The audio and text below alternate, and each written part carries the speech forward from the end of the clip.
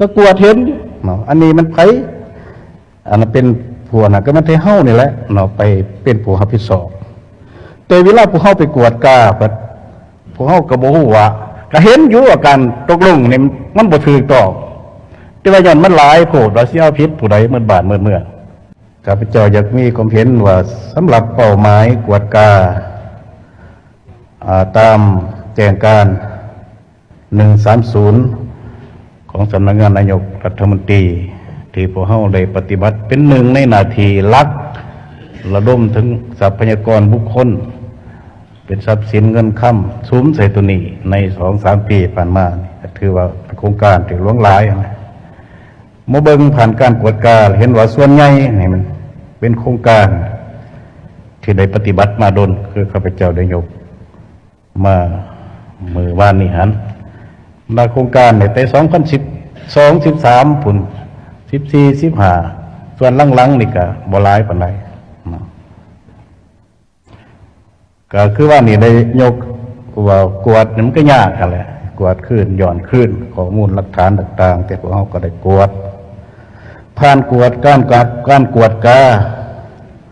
อันใหญ่ที่สุดพวกเราเห็นว่าบรรดาโครงการหรือว่าการละเมิดต่างๆอันใหญ่ที่สุดมันการละเมิดด้านวินัยการละเมิดเป็นระบบและก็ให้แห้งสมควรการวินัยแผนการเงินอันนี้ที่เขาก็บอกกันหลายเลยกวดกาก็เห็นในนั้นมันแสดงออกว่ารัฐเท่านี้รัฐเกือบทุกขันอะไรแต่เทิงลุ่มๆมันเนี่ยพากันสั่งให้มีโครงการลงทุนบางแต่ต้นให้มันนอกแผนอะไรต่อมาก็เอาเขาแผนเนาะเอาเขาแผนเฮ็ดให้โครงการปฏิบัติแล้วบ่มีเงินสำระตามสัญญาอันนี้มีทั่วไปพวกเขาเป็นผู้กวดอันนั้นก็บ่ฮู้ว่าสิเอาผิดเนี่ยไหนคันเอาผิดก็มัดถูกบอดมันจะเป็นลักษณะนั้นในเวลานั้นอันนี้นี่คือพิเศษที่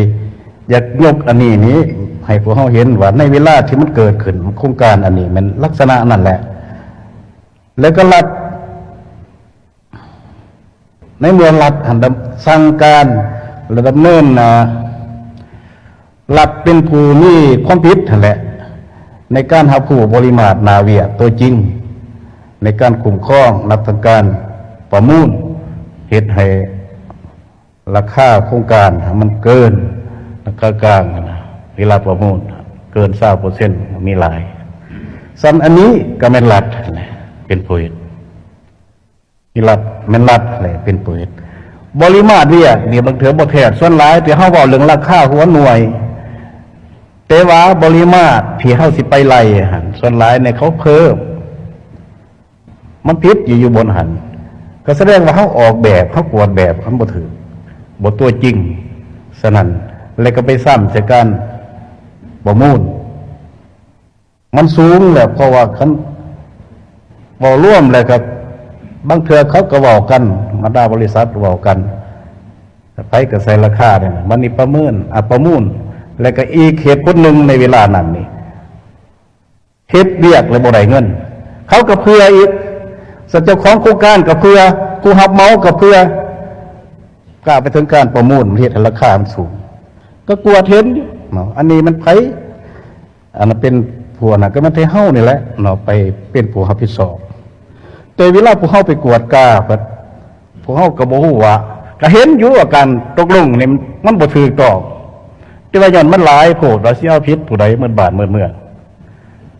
ก็ไปขอบริษัทหรือทั้งบีบบริษัทว่าให้ลดพรให้แน่ลดมูลค่าให้แน่ผ่านการกวดตัวจริงเบื้องต้นเขาว่าลดได้คันใจไว้บางทีลดถึง50%บ่นะคันว่าเอาเงินสดมาเพราะว่าสัญญาก็หมดแล้วมาจ่ายให้เฮาก็บ่มีเงินอีกก็อยากให้เขาลดฝ่ายเดียวอันนี้อยากให้เห็นว่าการแก้อันนี้มันขอดของเห็นแล้วไปแก้จังไดมันจังบ่เข้าบ่ออกแล้วเสนอหลายเทื่อว่ามีวิธีบ่เอาเงินก่อนใดก่อนหนึ่งหาเงินแล้วไปสำระซะบางเทื่อลดถึง30-40%ก็มีแต่ว่ารัฐบาลก็บ่มีเงินแล้วก็กวดกากับแต่ละปีก็รายงานคือเก่าแล้วของแก่บ่ทันได้เนาะอันนี้นี่แม่นว่า ข้าพเจ้า อันนั้นพร้อมกันนั้นหลับพวกเขาในปฏิบัติโครงการโดยหูการ EPC นะโครงการใหญ่ๆนี่ส่วนร้อยมันใส่เงินกู้เหมือน EPC หมดการ EPC บรรดาทานเข้ากับวัฒนธรรมปานใดบ่ได้คุ้มครองโครงการ EPC จากโครงการแต่เป็นเงื่อนไขที่พวกเขาเห็นว่าในซองวางหันร้ายให้แก่การยกราคาคันสิว่าถึงความรับผิดชอบว่าถึงการความสมานในการคุ้มครองแต่เอาท่านนี้แต่ใดเงินมานะในใดกับเงื่อนไขอันใดกับพวกเขาก็หับห้องแล้วอันนี้เป็นซองวางใหญ่ให้มูลค่าโครงการนั้นสูงปัจจุบันนี่พวกเขากวดสูงเลยยังบางโครงการยังเห็ดบ่แล้วเนาะอันนี้นี่หลายๆอันทั้งหมดนั้นยกขึ้นมาเพื่อหยังยกขึ้นมาเพื่อว่าให้พวกเขาหันเข้าใจและก็ควรว่าพิจารณาการแก้ปัญหาจากสภาพแวดล้อมที่มันเป็นในเวลานั้นมันเกิดขึ้นในเวลานั้นถ้าพอเฮาเอาจุดยืนในปัจจุบันในมื้อนี้หรืออิงใส่ระบบในปัจจุบันที่พวกเฮาได้มีการปรับปรุงดัดแปลงหัดกุมขึ้นมาทั้งหมดนั้นไปย้อนเป็นบนอิงเพื่อสรุปว่าต่อผ่านมานี่ไผผิดไผถูกและเป็นยังบ่แก้เพราะเขาไปย้อนหลังข้าพเจ้าคิดว่าคันเฮาบ่เบิ่งแบบนั้นบ่เบิ่งอย่างชัดเจนในเวลามันเกิดขึ้นพวกเฮาบางเทื่ออยากขออนุญาต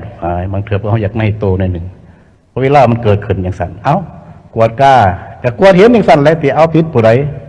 ข้าพเจ้าเคยว่านับแต่การออกแบบขับข้องแบบไปถึงการขับข้องระดับกระทรวงระดับรัฐบาลสภาแห่งชาติก็ถึงเจ้าของโครงการที่เหตุการประมูลและการกลุ่มครองทั้งหมดอันนั้นเจ้าหน้าที่เฮาคันว่านำไปตามกฎหมายนี่เฮาว่าโอ้ยมันสิบ่ใกล้ครึ่งบ่ฉะนั้นเฮาคิดว่าเวลานั้นมันพร้อม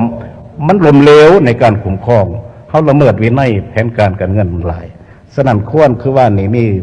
ผู้แทนผู้หนึ่งว่าควรระดับใดหนึ่งเนี่ยเฮาปรับปรุงมาแล้วตัวเกิดใหม่เนี่ยเฮาประกันที่เฮาประกันโครงการใหม่ๆนี่บ่เกือบบ่มีปรากฏการณ์คือจังซี่แต่ว่าตัวเก่าเนี่ยมันเกิดขึ้นในสภาพแนวนั้นนี่พวกเฮาสินำไปแก้ในจุดยืนของพวกเฮาปัจจุบันนี่ครับคิดว่าทุกคนได้เบิ่งว่าควรบ่ แล้วยิ่งกว่าหันกวดแล้วเห็นแล้วคือว่านี่ได้รายงานนั่นแหละในเงื่อนไขสภาพเศรษฐกิจซุมื้อนี่ก็บ่ฮู้ว่าสิไปกวดเพื่อหยังกวดแล้วก็ต่อรองเขาก็รุดบ่ได้เขาว่ามันรุดขึ้นเลยสิเพิ่มเติมอีกจาก 10% ก็ยังรุดขึ้นเลยส่วนตัวนี้จึงว่าเหตุผลว่านี่มีผู้แทนผู้หนึ่งว่า